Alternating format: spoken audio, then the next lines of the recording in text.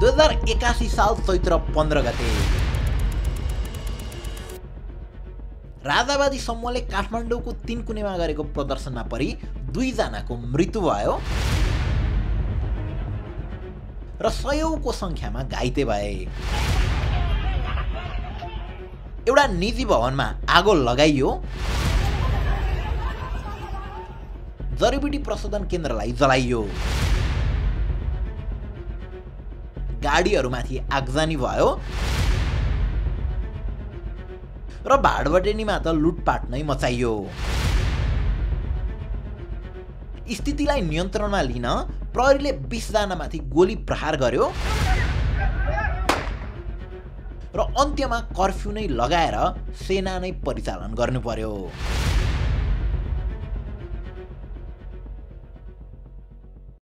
त्यो दिन हामीले जे देख्यौं त्यो सायद हाम्रो पुस्ताले देखेकै थिएन होला, या देख्नेहरूले पनि नेपालमा यस्तो नदेखेको धेरै नै भएको थियो होला। तर यस्तै के हुन्छ भन्ने चाहिँ पछिल्लो समयका राजनीतिक घटनाक्रम हेर्दा आकलन गर्न भने सकिन्थ्यो। सो 15 गतेको घटना मात्र नभएर पछिल्लो समय नेपालमा के भइराछ, किन भइराछ र जे भइराछ त्यसले कुन रूपसम्म लिन सक्छ त, यो सबैको चर्चा आजको इनडेप्थ स्टोरीमा गर्नेछौँ। तर सुरुमै भनौँ, त्यो दिन हाम्रो टिम पनि त्यही थियो। सो हामीले जे देख्यौँ र हाम्रो रिसर्चले जे भन्छ त्यही तपाईहरुलाई सुनाउँदैछौँ। सो यो भिडियो एकदमै सेन्सिटिभ र महत्त्वपूर्ण छ, अन्तिमसम्म हेर्नु होला है।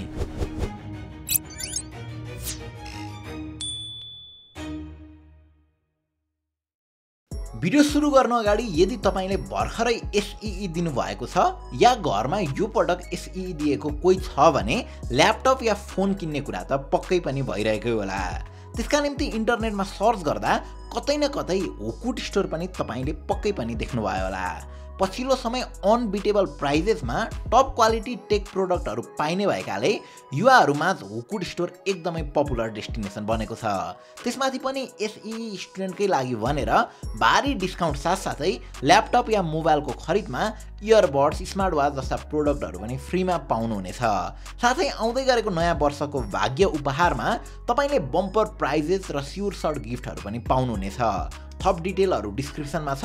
फोन, ल्यापटप या पीसी लिने सोचमा हुनुहुन्छ भने पक्कै पनि चेकआउट गर्नुहोला। Okay, let's start the video. 2065 साल ज्येष्ठ 29 गते राजा ज्ञानेन्द्रले दरबार छाड्दै गर्दा दरबारभित्रै यसरी पहिलो र अन्तिम पटक पत्रकार सम्मेलन गरेका थिए।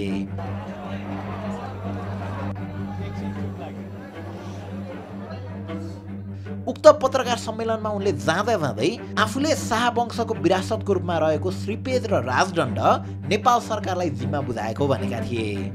शाह वंशको विरासतको रूपमा रहेको श्रीपेज र राजदण्ड चिरकाल पर्यन्त सुरक्षित रूपमा राख्ने गरी संरक्षणका लागि आजकै मितिमा नेपाल सरकारको जिम्मामा रहने गरी मैले हस्तान्तरण गरेको छु।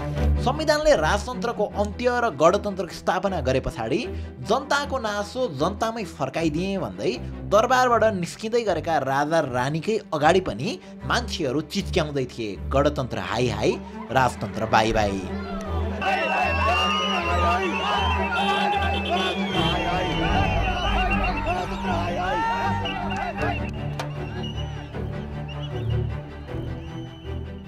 त्यहाँबाट निस्किए पछाडि राजा नभएर आम नागरिक बनेका ज्ञानेन्द्रले त्यस पछाडि 17 वर्षसम्म आम नागरिक सरहने जीवन बिताए। पूजा पाठमा व्यस्त भए, आफ्नै चिया बगानमा मग्न रहे। अझ भनौँ खासै केही बोलेनन्, बोले पनि आफूलाई ढुङ्गा र देवतासँग कम्पेयर गरे र पटक पटक एउटै कुरा दोहोऱ्याइरहे। समय भएको छैन, अहिले समय भएको छैन। यसरी पटक पटक समय भएको छैन भनिरहेका ज्ञानेन्द्रले गत फागुन 6 गते 17 वर्षमा पहिलोपल्ट अब समय आयो, मलाई साथ दिनुहोस् भनिदिए। अब समय आयो, राष्ट्र जोगाउने हो भने, राष्ट्रिय एकता कायम राख्ने हो भने देशको समृद्धि र उन्नतिका निमित्त हामीलाई साथ दिन सबै देशवासीहरूलाई आह्वान गर्दछौँ। घुमौरो पारामा उनले समय आयो भन्दै एउटा सन्देश दिँदै थिए, अब म मेरो परिवारको विरासत श्रीपेज र राजदण्ड भन्दा टाढा रहन सक्दिनँ, मलाई राजा हुनु छ। पोखराबाट उनले गरेको यो सम्बोधन पश्चात घटनाक्रमहरू एक पछाडि अर्को गर्दै अगाडि बढिरहेका छन् र 15 गतेको घटना पनि सबै यसकै उपज हो। त्यसैले यो सबै कुरालाई सिरियली नै बुझ्न पर्ने हुन्छ। ज्ञानेन्द्रको सम्बोधन पश्चात राजावादी गतिविधिहरू बढ्दै जान्छ। राष्ट्रिय प्रजातन्त्र पार्टीले ठाउँ ठाउँमा मोटरसाइकल र्याली र विरोध सभाहरू आयोजना गर्छन्। त्यही बीचमा ज्ञानेन्द्रले फागुन 22 गते पोखरामै राजा वीरेन्द्रको शालिग अनावरण गरे। इन्ट्रेस्टिङ कुरा त त्यो कार्यक्रममा नेपालको राष्ट्रिय गान सयौं थुङ्गा फुलका हामी होइन श्रीमान गम्भीर नेपाली बजाइयो।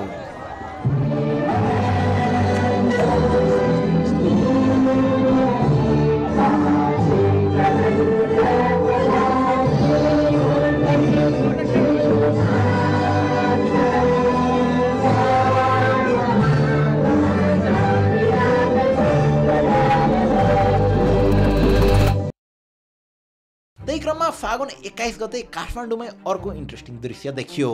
विवादित र आफ्नै तरिकाले आन्दोलन गरिरहेका राजावादी समूहहरू एकै ठाउँमा उभिए। राप्रपाका नेताहरू र दुर्गा प्रसाई एउटै स्वरमा चिच्याउँदै थिए र एउटै कुरा आह्वान गर्दै थिए। फागुन 25 गते राजा पोखराबाट काठमाडौँ आउँदै हुनुहुन्छ, उहाँको स्वागतका निम्ति एयरपोर्ट पुगौँ। ज्ञानेन्द्र शाह पोखराबाट काठमाडौँ आएको यो पहिलो पटक थिएन। तैपनि उनले समय आयो भनेकाले लाखौं जनताहरू उनको स्वागतका लागि एयरपोर्ट पुगे र उनलाई उनको घर निर्मल निवासमै भित्र्याए। अब त्यो दिनको घटनाले एउटा कुरा स्पष्ट पारेको थियो, राज संस्थाको पक्षमा माहौल छ र मानिसहरू सडकमा आउन पनि तयार छन्। तर अब राजा ज्ञानेन्द्रको मुभ के होला भन्नेमा सबैलाई प्रश्न थियो। स्ट्राटेजिक मानिने ज्ञानेन्द्रले अब समय आयो भन्न 17 वर्ष लगाएका थिए, सो तत्कालै उनी आफै केही बोल्नेवाला थिएनन्। त्यस पछाडि चैत्र 4 गते सोमबार 87 वर्षीय नवराज सुवेदीले एउटा पत्रकार सम्मेलन गर्छन् र राज संस्था पुनर्स्थापनाका लागि संयुक्त जनआन्दोलन समिति बनाएको अनि त्यसको नेतृत्व मैले गर्दैछु भनेर घोषणा गर्छन्। यो कुराबाट अब के स्पष्ट रूपमा देखिँदै थियो भने ज्ञानेन्द्र अब आफै अगाडि देखिनेवाला छैनन्, उनको नाममा अब अरू कसैले नै आन्दोलन गर्नेवाला छ। सो यसरी आन्दोलनको नेतृत्व लिएर सबैलाई समेट्ने नवराज सुवेदी हो चाहिँ को त? 87 वर्षीय नवराज सुवेदी राजा महेन्द्र, राजा वीरेन्द्र हुँदै राजा ज्ञानेन्द्रका समेत विश्वास पात्र हुन्। 2019 देखि 2047 सालसम्मै सधैँ राष्ट्रिय पञ्चायतमा उनी निर्वाचित भइ नै रहे। तर 47 सालमा बहुदलीय व्यवस्था आए पछाडि भने उनी गुमनाम रहे। राजनीतिक गतिविधिहरूमा मात्र होइन, कुनै पनि पब्लिक इभेन्टमा उनलाई देखिन छाड्यो। तर राजावादी आन्दोलनको नेतृत्व गर्दै उनी 35 वर्ष पछाडि पब्लिकली देखिन्छन् र राजा फर्काउने अभियानको नेतृत्व लिन्छन्। उनको नेतृत्वमा रहेको राज संस्था पुनर्स्थापनाका लागि संयुक्त जनआन्दोलन समितिका मुख्य 4 मागहरू थिए। नम्बर 1, संवैधानिक राज संस्थाको पुनर्स्थापना, यानि कि राजतन्त्र होइन कन्स्टिट्युसनल मोनार्की, इजी भाषामा भन्नुपर्दा समथिङ लाइक अहिलेको राष्ट्रपतिको ठाउँमा राजा। अनि नम्बर 2 मा सनातन हिन्दू अधिराज्यको पुनर्स्थापना, यानि कि सेकुलर स्टेट नभएर अब हिन्दू राष्ट्र बनाउने। अनि नम्बर 3 मा संघीयताको खारिजी यानि कि फेडरलिजम हटाउने र नम्बर 4 मा भ्रष्टाचार नियन्त्रण र सुशासन। यी मागहरूसहित अब उनले सडक आन्दोलन गर्ने भन्छन्। यता दुर्गा प्रसाईले भने यो समिति गठन हुनु अगाडि नै चैत्र 15 गतेलाई आफ्नो नेतृत्वमा सडक आन्दोलन घोषणा गरिसकेका थिए। राज संस्था पुनर्स्थापनाका लागि संयुक्त जनआन्दोलन समितिले 15 गतेको आन्दोलनका विषयमा के गर्ने अझै टुङ्गो लगाइसकेको थिएन। त्यही अनुरूप चैत्र 14 गते दुर्गा प्रसाई ज्ञानेन्द्रलाई भेट्न निर्मल निवास जान्छन्। त्यो भेटमा के कुरा हुन्छ त्यो त बाहिर आएको छैन, तर त्यो भेट पश्चात एकैछिनमा दुर्गा प्रसाई र नवराज सुवेदी एउटै मञ्चमा देखिन्छन्। उक्त मञ्चमा नवराज सुवेदीले 15 गते दुर्गा प्रसाईले गर्ने भनेको आन्दोलनलाई अब राज संस्था पुनर्स्थापनाका लागि संयुक्त जनआन्दोलन समितिले गर्ने या अपनत्व लिने भन्छन् र आन्दोलनको जनकमान्डरको जिम्मा दुर्गा प्रसाईलाई दिन्छन्। समितिमा जनकमान्डरको जिम्मा दुर्गा प्रसाईलाई दिए। उक्त पत्रकार सम्मेलनमा उनीहरूले आफ्नो पहिलो चरणको कार्यक्रम सार्वजनिक गर्छन्। सर्वप्रथम त 15 गतेको आन्दोलनलाई सबै मिलेर सफल पार्ने, त्यसपश्चात चैत्र 16 गते उपत्यकामा घोडेजात्रा पर्व परेको र समस्त नेवा समुदायले उक्त दिन विशेष पर्वको रूपमा मनाउने परम्परा रहेकाले उक्त दिनका लागि आन्दोलनका कुनै पनि कार्यक्रमहरू नगर्ने, त्यस्तै चैत्र 17 गतेदेखि आन्दोलनका थप कार्यक्रमहरू अगाडि बढाउने अनि 1 हप्ताभित्र सरकारले शान्तिपूर्ण आग्रहलाई व्यवस्था गरेको खण्डमा आन्दोलनलाई चैत्र 21 गतेदेखि सशक्त बनाउँदै लैजाने उनीहरूले बताएका थिए। आजको मितिले 1 हप्ताभित्र सरकारले हाम्रो शान्तिपूर्ण आग्रहलाई व्यवस्था गरेको खण्डमा हामी हाम्रो आन्दोलनलाई चैत्र 21 गतेदेखि सशक्त बनाउँदै लैजान बाध्य हुन्छ।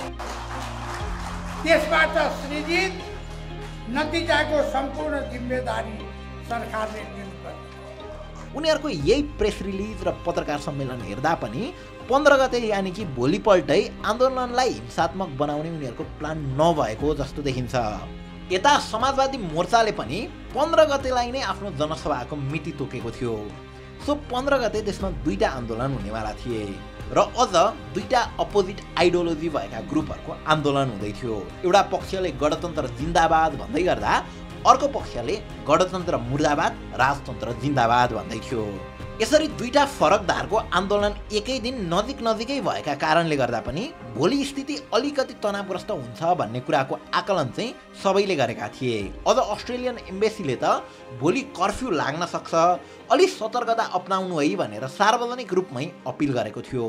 यता प्रधानमन्त्री केपी शर्मा ओलीले भने भोलि केही हुँदैन, नेपालमा यस्तो आन्दोलन त भइरहन्छ नि भनेर अलिक भड्काउ खाले अभिव्यक्ति दिएका थिए।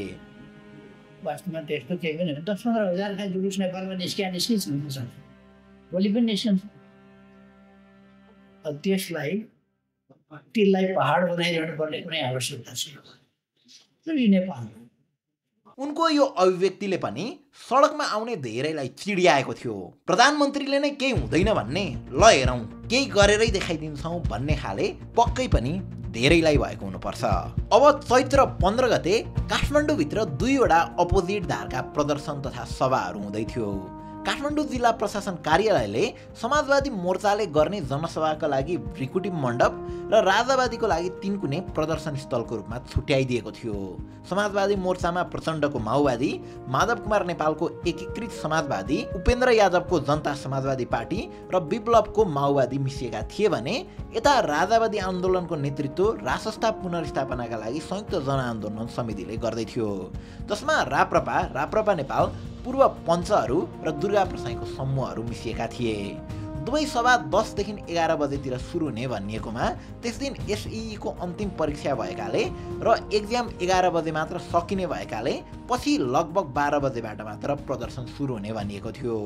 दुवै टोलीले विशाल जनसभामा धेरै मान्छे उतार्ने भन्दै क्लेम गरिरहेका थिए र त्यही अनुरूप आफ्नो स्टेज अघिल्लो दिन रातिबाटै बनाउन सुरु भएको थियो। राजावादीहरूले 3 कुनेको खाली जग्गाको यो कुनामा स्टेज बनाउँदै गर्दा समाजवादी मोर्चाले भने बाटो नै छेकेर सडकमै आफ्नो स्टेज ठड्याएको थियो। यसरी गाडीहरू नचल्ने गरी सडक अस्तव्यस्त बनाएर सभा गरे पछाडि धेरै आम मानिसले दुःख पाए पनि अनि काठमाडौँ महानगरपालिकाले एसई दिन गएका 152 जना जति विद्यार्थीलाई यातायात नचल्दा परीक्षा केन्द्रबाट सुरक्षित रूपमा उनीहरूको गन्तव्यसम्म पुर्याइदिएको थियो।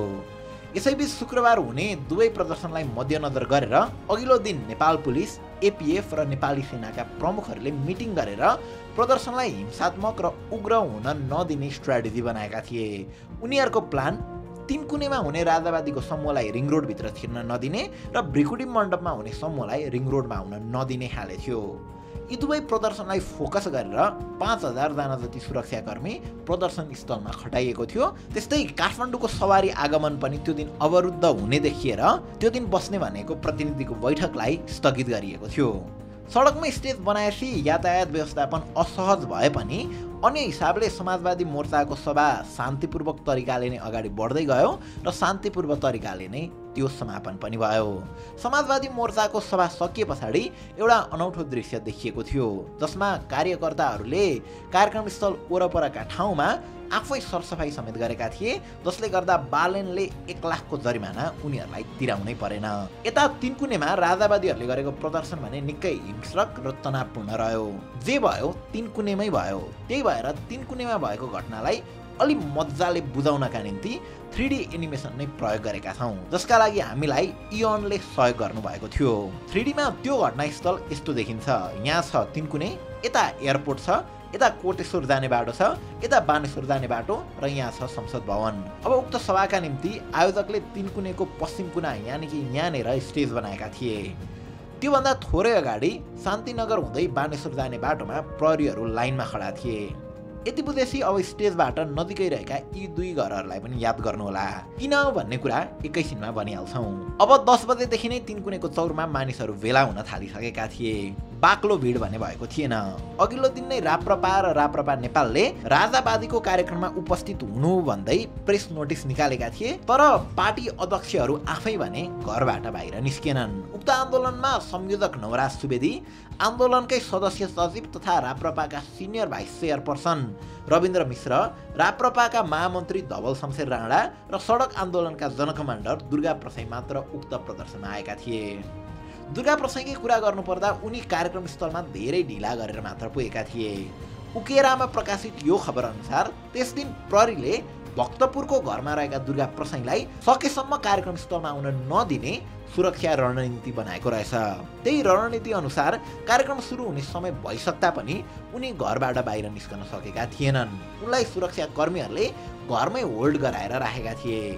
अब घटनास्थलमा त्यो दिन हाम्रो टिम त्यही नै थियो। हाम्रो टिमले गरेको रिपोर्टिङको आधारमा र इन्टरनेटमा उपलब्ध भिडियोहरूको आधारमा हेर्ने हो भने दुर्गा प्रसाई लगायत अन्य नेताहरू कार्यक्रम स्थलमा पुगिन नसकेकाले अलि इन्फर्मल वेमा कार्यक्रम चल्न चाहिँ चलिरहेकै थियो। मन लागेका व्यक्तिहरूले नाम टिपाउने, स्टेजमा आउने अनि छोटो भाषण गरेर जाने क्रम चलिरहेको थियो। त्यही क्रममा 12:10 एउटा हुल कोटेश्वरबाट कार्यक्रम स्थलमा नगइकन सिधै प्रहरी भएतिर लाग्छ। यो कुरा यो भिडियोमा पनि तपाईले राम्ररी देख्न सक्नुहुन्छ। अब त्यो भिड गएर प्रहरीहरूको अगाडि नाराबाजी गर्छ। सुरक्षा यति कमजोर थियो कि त्यहाँनिर प्रहरीहरू मात्र उभिएका थिए। इभन ब्यारिकेडसम्म पनि बनाइएको थिएन। आन्दोलनहरू हुँदा प्राय निषेधित क्षेत्रभित्र प्रवेश रोक लगाउन यस्ता तार र फलामका स्ट्रङ ब्यारिकेडहरू बनाइएको हुन्छ, तर त्यहाँ त्यस्तो केही थिएन। प्रहरीहरू ठिङ्ग उभिएका थिए, मानौ कि यो लडाई प्रहरी र आन्दोलनकारीको मात्र हो। अब मेन स्ट्रिम मिडियाले त तपाईलाई यो भिडियो देखाउँदैन, तर यो एकपटक हेर्नुहोस् है त।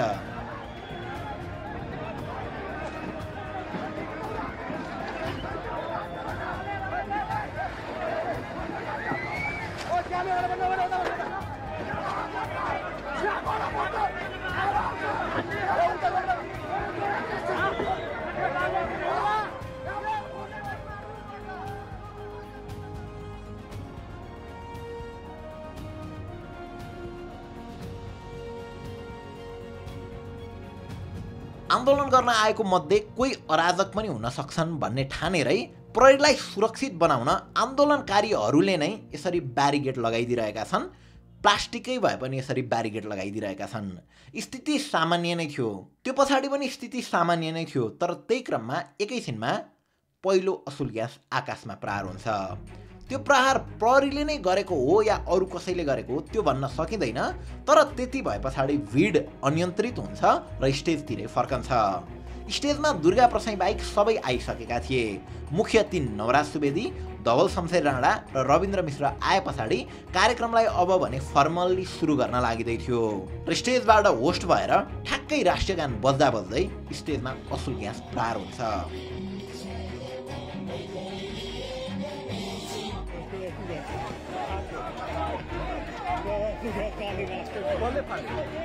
यति बेला भाइरल भएको यो भिडियो त पक्कै पनि देख्नु भएकै होला। यही भिडियोलाई नै हो प्रहरीले पत्रकार सम्मेलन गरेर डिफेक भनिदिएको। अब डिफेक नै त होइन भन्ने कुरा तपाईले बुझिहाल्नु भयो, तैपनि कतै यो भिडियो एडिटेड त छैन भनेर मेरो मनमा पनि डाउट थियो। किनकि राजावादी समूहहरूले पछिल्लो समय 100औं थुङ्गा फुलका हामी होइन श्रीमान गम्भीर बजाउने गर्थे, तर रिसर्च गर्दै जाँदा त्यो दिन कार्यक्रम सुरु गर्नलाई 100औं थुङ्गा फुलका हामी नै बजाइएको र त्यही समयमा स्टेजमा असुल ग्यास प्रहार भएको प्रमाणित गर्ने अर्को प्रमाण पनि भेटिन्छ।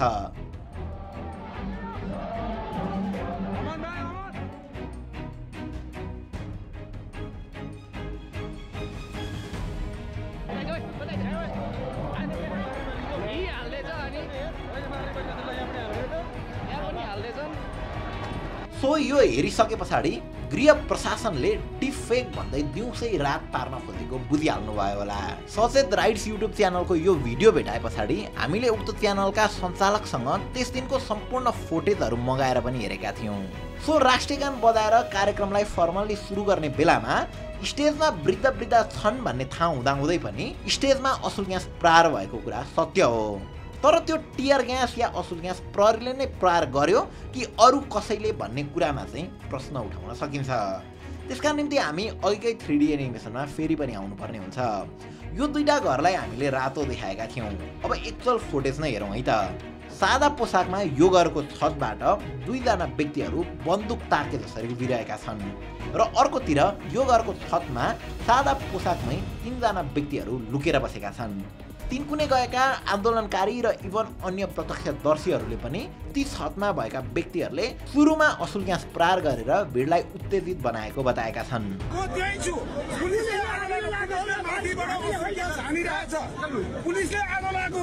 ठ्याक्कै यो अर्को जुन बिल्डिङ जलिरहेको छ यहाँबाट चाहिँ सिभिलियन ड्रेसमा चाहिँ पुलिसले असुल ग्यास फाल्नु भएको रहेछ। हेर्नुहोस् ऊ त्यो घरको बिल्डिङबाट असुल ग्यास प्रयोग गरिरहेछ, यो घरको भित्रबाट प्रयोग गरिरहेछ, यो घरको भित्रबाट के हामीले अराजक के गरेका थियौँ, हतियार बोकेर आएका थियौँ। यो घरको माथि यो घर प्राइभेट घर हो, यो घरको माथि होइन पुलिस बसेको थियो क्या। यो घरको माथिबाट यदि टियर ग्यास र रबर बुलेट नहालेको यो घटना हुँदैन थिएन। अब ती व्यक्तिहरू सादा पोसाकमै आएका प्रहरी चाहिँ होइनन् भनेर प्रहरीले पत्रकार सम्मेलनमा भनेको छ। सो प्रहरीले यहाँ सत्य बोलेको हो भने आन्दोलनमा अन्य व्यक्तिहरूद्वारा घुसपेट भएको कुरा स्पष्टसँग देखिन्छ। ती व्यक्तिहरू को थिए र कसले पठाएको हो खोज्न आवश्यक छ। कतै सरकारले नै नियोजित रूपमा ती मान्छेहरूलाई आन्दोलन भड्काउन त्यहाँ पठाएको त होइन भनेर प्रश्नहरू पनि उठिरहेका छन्। जे होस् यसमा प्रहरी नै चुकेको छ र आफ्नो गल्तीलाई ढाकछोप गर्नलाई भिडियोहरूलाई डिफेक भनिरहेको छ। अब जब स्टेजमै असुल ग्यास प्रहार भयो तब भिड अनियन्त्रित हुँदै गयो। स्टेजबाट रविन्द्र मिश्र, नवराज सुवेदी लगायतलाई सुरक्षित राख्न अन्तै लगियो। आन्दोलनमा आएकाहरू मध्ये दोषीला व्यक्तिहरूले आफूमाथि प्रहार भएको एक्सपायर्ड असुल ग्यासहरू उठाउँदै उल्टै अर्कोतिर प्रहार गर्छन् र इभन ढुङ्गा मुडानै सुरु हुन्छ। प्रहरीले स्थितिलाई कन्ट्रोलमा ल्याउन आफूले पनि असुल ग्यास प्रहार गर्छ र इभन गोली नै पनि चल्यो भनिएको छ। स्थिति अब अलि अनकन्ट्रोल हुँदै जान्छ अनि यो कुरा दुर्गा प्रसाईको कानमै पुग्छ। घरमै प्रहरीले होल्ड गरेर राखिरहेको दुर्गा प्रसाईलाई अब उनीहरूले होल्ड गर्न सक्दैनन्। उनी एकैछिनमा आफ्नो टोली लिएर घटनास्थलमा पुग्छन् र स्टेजमा चढ्छन्। अब मेन स्ट्रिम मिडियाले त तपाईलाई यो भिडियो देखाउँदैन, तर स्टेजबाटै दुर्गा प्रसाईले आफूहरूमाथि असुल ग्यास प्रहार हुँदा पनि प्रदर्शनकारीहरूलाई पुलिससँग धक्कामुक्की नगर्न अपिल गरिरहेका थिए। म पुलिससँग धक्कामुक्की नगर्नु होला तपाईहरु, पुलिससँग धक्कामुक्की नगरिकन तपाईहरु सबैजना यहाँ आउनुहोस् र प्रहरीलाई पनि असुल ग्यास प्रहार नगर्नुहोस् भन्दै थिए। म प्रहरीका साथीहरूलाई के भन्छु भने अब तपाईहरु असुल ग्यास प्रयोग गर्ने काम नगर्नुहोस्। अनि अघि तितर बितर भएका आफ्ना साथीहरू रविन्द्र मिश्र, धवल शमशेर लगायतलाई पनि स्टेजमा बोलाउँदै थिए।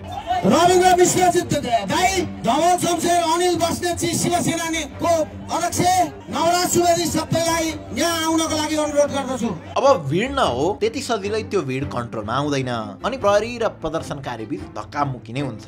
डेड एक्सपायर्ड भएका असुल ग्यासहरू फेरि प्रहार हुन्छ, फेरि छतबाट आक्रमण हुन्छ र इभन गोली नै चल्छ। अनि गोली नै चले पछाडि चाहिँ सम्पूर्ण भिड अराजक र अनियन्त्रित भई नयाँ बानेश्वरतिर अगाडि बढ्न खोज्छ। प्रहरीले सार्वजनिक गरेको आफ्नो टाइमलाइनमा 12:50 मा असुल ग्यास प्रहार भएको भनिएको छ र 2:54 मा मात्र गएर बल्ल गोली प्रहार गरेको भनिएको छ। तर दुर्गा प्रसाईले भने आफूलाई नै लक्षित गरेर कसैले गोली चलाएको र कानको छेउैबाट गोली गएको बताएका छन्। मेरो कानको छेउैबाट गोली गयो तिनकुनेमा पुग्दाखेरि। देश त्यहाँ भइरहेको सबै घटनाहरूबाट आक्रोशित भएका दुर्गा प्रसाई 31 बजेतिर गोली चलाउने, गोली हान्ने भन्दै आफ्नो सेतो पजेरो भित्र छिर्छन् र आओ आओ भन्दै गाडी लिएर अगाडि बढ्छन्।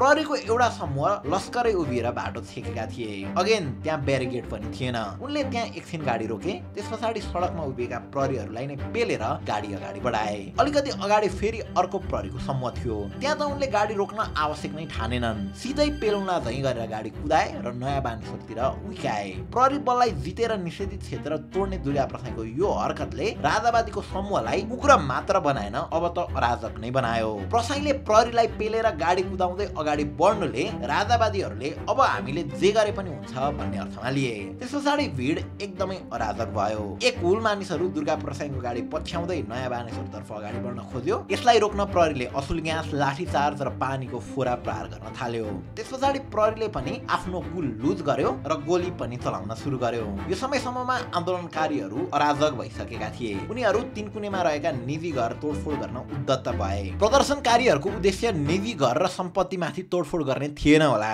तर जब निजी घरमा रहेर सुनियोजित तरिकाले असुल ग्यास प्रहार भएको उनीहरूले देखे, त्यस पछाडि उनीहरू तोडफोडमा संलग्न भए। उनीहरूले जुन जुन घरको छतबाट असुल ग्यास प्रहार भइरहेको आशंका गरे ती सबै घरहरूलाई निशाना बनाए र सबैतिर ढुङ्गा हान्न थाले। यसैबीच तोडफोड पश्चात यो घरमा त आगो नै लगाइदिए। उक्त घरमा आगो लगाउनु अगाडि लुटपाट गरिएको पनि भिडियोमा देख्न सकिन्छ। आगो लागिसके पछाडि पनि उक्त आगोलाई निभाउन काठमाडौँ महानगरपालिकाको दमकल बोलाइएको थियो, तर उक्त आगो निभाउन गएको दमकल माथि नै प्रदर्शनकारीहरूले ढुङ्गा बर्साए। फलत पछि पत्ता लाग्यो कि प्रदर्शनकारीहरूले आगजनी गरेको घरमा परेर एबी न्यूज टेलिभिजनका एकजना पत्रकारको मृत्यु भयो भनेर। अब उनको मृत्युमाथि धेरै प्रश्नहरू उठिरहेका छन्। प्रहरी स्वयंले घरको पुरै इन्स्पेक्सन गरेर भित्र कुनै बडी छैन भनेको थियो, तर पछाडि घरभित्र पत्रकारको लास भेटियो। पछिबाट उनले भित्रबाटै फोटो खिच्दै गरेका भिडियोहरू पनि बाहिरिएका छन्, जसमा थप अनुसन्धान पक्कै पनि भइरहेको होला। त्यस पछाडि शान्तिनगरमा रहेको कान्तिपुरको कार्यालयमा प्रदर्शनकारीहरूले ढुङ्गा प्रहार गरी सिसा फुटाइदिए। तिनकुनेमै रहेको अन्नपूर्ण पोस्टको कार्यालयमा पनि आगजनी गरियो। राजावादी प्रदर्शनकारीहरूले अन्नपूर्ण पोस्टको कार्यालय रहेको भवनको पहिलो तलामा आगो बालेका थिए, तर त्यसलाई तुरुन्तै निभाइयो। यही बीचमा यस्तो एउटा घटना घट्यो जसले गृह प्रशासनको धज्जी नै उडाइदियो। हिँडिरहेको मान्छेलाई प्रहरीले सबैले देख्दा देख्दै गोली हानी हत्या गरिदिन्छ। गोली लागेर मृत्यु भएका व्यक्ति कीर्तिपुर गम्छाका 29 वर्षीय यातायात मजदुर कविन महर्जन हो भनिएको छ। गोली हानेर ढल्दाको यो भिडियो न्यूज 24 ले सार्वजनिक गरेको छ। यसमा हेर्दा प्रदर्शनमा प्रहरी दमन भएको प्रष्टसँग देखिन्छ। भिडियोमा देखाए अनुसार प्रहरी र प्रदर्शनकारी बीच लामो डिस्टेन्स छ, कुनै मुठभेड र झडप भएको देखिँदैन। सिचुएसन हेर्दा नर्मल जस्तै देखिन्छ। प्रदर्शनकारीहरूले पनि कुनै आतंक फैलाएको वा प्रहरीमाथि घातक हमला गरेको जस्तो पनि यो भिडियोमा देखिएको छैन। निकै पर प्रहरी वाल बनाएर बसेको छ र यता प्रदर्शनकारीहरू नर्मल्ली नै हिँडेको देखिन्छ। सबिन महर्जन डिभाइडरमा हात राखेर उभिएको जस्तो देखिन्छन्। त्यस पछाडि एकैछिनमा प्रहरीबाट फायरिङ हुन्छ, अन्धाधुन्दा गोली चल्छ। यता प्रहरीको गोली लागेर सबिन बाटोमा सदाका लागि डल्छन्। भिडियोमा देखाए अनुसार गोली नै चलाउनु पर्ने स्थिति नभएको कुरा प्रष्टसँग देखिन्छ। त्यस पछाडि प्रदर्शनकारीहरू तितर बितर हुँदै कोटेश्वर, बालकुमारी, जडीबुटी एयरपोर्टतिर क्षति गर्न अघि बढ्छन्। उनीहरूले तिनकुने चोकको ट्राफिक प्रहरी बिटसँगै धेरै ठाउँमा सीसीटीभी समेत तोडफोड गर्न थाल्छन्। त्यसैबीच प्रदर्शनकारीहरूले हानेको ढुङ्गा लागेर तिनकुनेमा प्रहरीको टाउको फुट्छ। त्यसको केही बेरमा तिनकुनेमै महिला सशस्त्र प्रहरीमाथि कुटपिट हुन्छ, ढुङ्गा पर्सिन्छ। त्यस पछाडि राजावादी प्रदर्शनकारीहरू जति जति अगाडि बढ्दै गए उनीहरूले काठमाडौँका विभिन्न ठाउँमा आगजनी र तोडफोडका घटनाहरू घटाए। उनीहरूले सिनामङ्गल स्थित नेपाल नागरिक उडान कार्यालयमा आगजनी गरे। यसले गर्दा त्रिभुवन विमानस्थलमा करिब पौने घण्टा हवाई आगमन रोकियो। त्यसै कोटेश्वरतर्फ बढेको अर्को भिडले त्यहाँको भाटबटेनी डिपार्टमेन्ट स्टोरमा पनि आगजनी गर्यो। भाटबटेनीबाट त प्रदर्शनकारीले सामान नै लुटेर लगेका थिए। फलफुल तरकारी भुइँमा छरपष्ट परेको र बियरका बोतलहरू हातमा उठाएर लैजाँदै गरेका तस्बिरहरू सामाजिक सञ्जालमा भाइरल छन्। यही चिजलाई रोक्न प्रहरीले त्यहाँ पनि गोली चलायो। अब धेरै गोलीहरू बर्सिए। त्यो मध्ये एउटा गोली भाटबटेनी पछाडि पनि चल्यो। साँझ करिब 4 बजेतिर बहिनी कामबाट फर्किँदै गर्दा त्यताको सिचुएसन एबनर्मल भएपछि अलि ओरसम्मै लिन गएका दाजु दिनेश खत्री र उनकै बहिनी रेबिका खत्रीलाई आफ्नो रुम पुग्न लाग्दा गोली लागेको थियो। बहिनीको राइट थाई र दाइको खुट्टामा गोली लागेको थियो। यसमा प्रहरीले गम्भीर त्रुटि गरेको जस्तो देखिन्छ। गोली लागेर गम्भीर घाइते भएका रेबिका खत्रीलाई अहिले आइसियुमा राखेर उपचार गरिँदै छ भने दाजु पनि हस्पिटलमै एडमिटेड छन्। ती बहिनीलाई गोली लागेर लडे पछाडिको हेर्नै नसकिने त्यो विभत्स भिडियो अहिले सामाजिक सञ्जालमा भाइरल छ। धन्न कसैले त्यो भिडियो क्याप्चर गरेछ, नत्र यो घटना पनि बाहिर आउँदैन थियो होला। तिनकुनेमा मिडियाका कार्यालयलाई निशाना बनाएका राजावादीहरूले राजनीतिक दलका कार्यालयमाथि पनि धावा बोले। उनीहरूले आलोकनगर स्थित एकीकृत समाजवादीको केन्द्रीय कार्यालयमा प्रवेश गरेका थिए र कागजात झिकेर सडकमा ल्याएर आगो लगाएका थिए। त्यसै प्रदर्शनकारीहरू पेरिस डाँडा स्थित माओवादी केन्द्रीय कार्यालयमा पनि प्रवेश गर्न खोजेका थिए। उनीहरूले कार्यालय नजिकै सडकमा एउटा सरकारी नम्बर गाडी जलाइदिए। पेरिस डाँडामा एउटा मोटरसाइकल समेत तोडफोड भयो। त्यस्तै एकीकृत समाजवादीका अध्यक्ष माधव कुमार नेपालको कोटेश्वर स्थित निवासमा ढुङ्गा प्रहार भयो। यो घटना पछाडि त्यहाँनिर थप संख्यामा सुरक्षाकर्मीहरू परिचालन गरिएको थियो। प्रदर्शनकारीले त्यस पछाडि कोटेश्वरबाट उता गएर जडीबुटी कारखानामा पनि आगो लगाइदिए। त्यहाँ सवारी पार्किङ गरिएका ठाउँमा आगजनी गर्दा दर्जनभन्दा बढी गाडी र मोटरसाइकल जलाइए। त्यस्तै बालकुमारी पारीपट्टि पनि सवारी साधन जलाइए। यसरी राजावादीको प्रदर्शन अराजक बन्दै गए पछाडि जिल्ला प्रशासन कार्यालयले तिनकुने र आसपास क्षेत्रमा 4:25 देखि कर्फ्यू लगायो। अब कर्फ्यू जारी भएपछि सशस्त्र प्रहरीले त्यसलाई कार्यान्वयन गर्न त खोल्यो, तर त्यो विशाल भिड त्यसै रोकिनेवाला थिएन। उनीहरूको नेक्स्ट टार्गेट त्रिभुवन विमानस्थल, सिंहदरबार, संसद भवन, बालुवाटार र बालकोट हुने क्लियर नै थियो। त्यसैले त्यो अराजक भिडलाई रोक्न र कर्फ्यूलाई व्यवस्थापन पार्न जिल्ला प्रशासन कार्यालयद्वारा सेनालाई सडकमै परिचालन गरिन्छ। यो समयसम्म धेरै नै क्षति भइसकेको थियो। निजी तथा सरकारी भवनहरू जलिसकेका थिए, लुटपाट भइसकेको थियो, सयौं आन्दोलनकारीहरू घाइते भइसकेका थिए र 2 जनाले त ज्यानै गुमाइसकेका थिए। एकातिर सडकमा आर्मी परिचालन हुँदै थियो भने अर्कोतिर सरकार पनि आत्तिसकेको थियो। 2063 साल चैत्र 24 गतेको नोस्टाल्जिया फिल गर्दै केपी शर्मा ओलीको नेतृत्वमा करिब राति 10 बजे मन्त्री परिषदको बैठक बस्छ, जस लगतै आन्दोलनको नेतृत्व गरेका राप्रपा नेता रविन्द्र मिश्र र धबेल शमशेर जबरालाई पक्राउ गरिन्छ भने आन्दोलनका संयोजक 87 वर्षीय नवराज सुवेदीलाई सरकारद्वारा उनको घरमै होम अरेस्टमा राखिन्छ। त्यसपछि सरकारले ज्ञानेन्द्रको सुरक्षामा खटिएका सशस्त्र प्रहरी बल एपीएफ को सेट परिवर्तन गर्दै सुरक्षा कर्मीको संख्या 40% घटाउँछ र उनलाई अनअफिसियल हाउस एरेस्टमा राख्दै उनको पासपोर्टमा पनि रोका लगाउने भनिएको छ, जसबाट यो क्लियर छ कि सरकारले ज्ञानेन्द्रलाई लाइटली लिएको भने पक्कै पनि छैन। ज्ञानेन्द्रलाई लाइटली नलिने अर्का व्यक्ति हुन् बालेन्द्र शाह। उनले शुक्रबारको आन्दोलनमा भएको फोहोर र क्षति बापत 7,93,000 को जरिमानाको चिट ज्ञानेन्द्र शाहको नाममा काट्छन् र त्यसलाई निर्मल निवासमा पठाउँछन्, तर महानगरको गाडी निर्मल निवासको गेटबाटै फर्कन बाध्य हुन्छ। सो अहिलेसम्म न ज्ञानेन्द्रले चिठी बुझेका छन् न बालेन्द्रले आफ्नो अडानभन्दा पछि हटेका छन्। कानुन त त्यो आन्दोलनमा ज्ञानेन्द्रको संलग्नता देखिने कुनै पनि ठोस आधार भने छैन। अब अहिलेको स्थितिमा सरकार ज्ञानेन्द्र शाहमाथि मुद्दा दायर गर्न अघि बढिरहेको छ भने त्यसको प्रतिकारमा राजेन्द्र लिङदेन राजालाई जेल हाले शक्ति के हो हामी देखाउँछौँ भनिरहेका छन्। एरेस्ट गरेर देखाउनु अनि शक्ति। यता दुर्गा प्रसाई भने आतंक मचाएर सटरमा कतै लुकेर बसेका थिए र एकैछिनमा आफ्नो अर्को गाडी बोलाएर त्यहाँबाट पनि भागेका थिए। उनले पुलिसमाथि चलाएको सेतो पजेरोलाई प्रहरीले नियन्त्रण गरेको छ भने उनी भाग्दा प्रयोग गरेको गाडी इटरीमा भेटिएको थियो। त्यसैबीच एउटा भिडियो सन्देश निकाल्दै उनले आफूलाई नियोजित ढङ्गमा सार्प सुटर लगाएर मार्न खोजिएको थाहा पाएर आफ्नो ज्यान बचाउन कतै सुरक्षित ठाउँमा बसेको भनेका छन्। त्यहाँ माथि छतमा सार्प सुटरहरू बसेर मलाई टार्गेट बनाएको भन्ने मैले बुझिसकेको थिएँ। मेरो कानको छेउैबाट गोली गयो तिनकुनेमा पुग्दाखेरि, स्टेजको छेउमा पुग्दा। र फेरि अर्को कुरा के भन्दाखेरि तपाईँहरूको मेरै गाडीमा आएर टियर ग्यास खसिसकेपछि त्यस पछाडि म उत्रेर मेरो ड्राइभरलाई निकालेर म आफै गाडी चलाएर यिनीहरूले मलाई मार्दै रहेछन् कि त मार्ने षड्यन्त्र गरेको मैले बुझिसकेपछि मेरो अन्त कहीँ उपाय नभएर म पुलिसको ब्यारिकेड तुरेर सुरक्षित स्थलतिर म पुगेको थिएँ। उनलाई प्रहरीले गिरफ्तार गर्न नसके पनि प्रहरीले रविन्द्र मिश्र र धवल शमशेर जबरा लगायत 11 जनालाई पक्राउ गरी राज्य विरुद्धको अपराधमा मुद्दा दर्ता गर्न खोज्दै छ भने 31 जनालाई आपराधिक उपद्रव र संगठित अपराधको अभियोग लगाई अदालत पेश गर्ने क्रममा छ। अर्कोतिर तिनकुनेको विरोध प्रदर्शनमा सरकार, प्रहरी र मिडिया तीनै संस्था नराम्रोसँग चुकेको प्रश्नसँग देखिन्छ।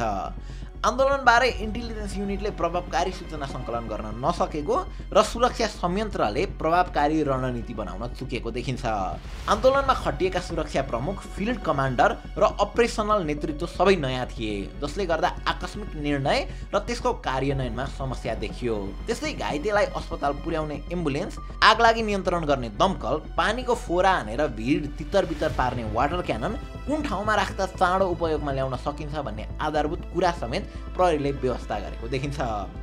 यसरी प्रहरीमाथि नै धेरै प्रश्नहरू उठ्दै गर्दा नेपाल प्रहरीले 22 गते बुधबार पत्रकार सम्मेलन गरेर टाइमलाइन सहितको एउटा भिडियो नै सार्वजनिक गर्न बाध्य भयो, जसलाई पूर्ण रूपमा विश्वास गर्ने आधार भन्ने छैन, किनकि त्यही पत्रकार सम्मेलनमा प्रहरीले स्टेजमा असुर ग्यास प्रहार भएको कुरा डिफेक हो र एक्सपायर डेट भएका टियर ग्यास प्रयोग भएको कुरा पनि गलत हो भनिदियो।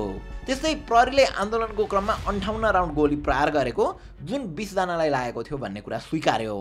यो कुरा अहिलेसम्म कतै मिडियामा आएकै थिएन, प्रहरीले आफै भनिदियो।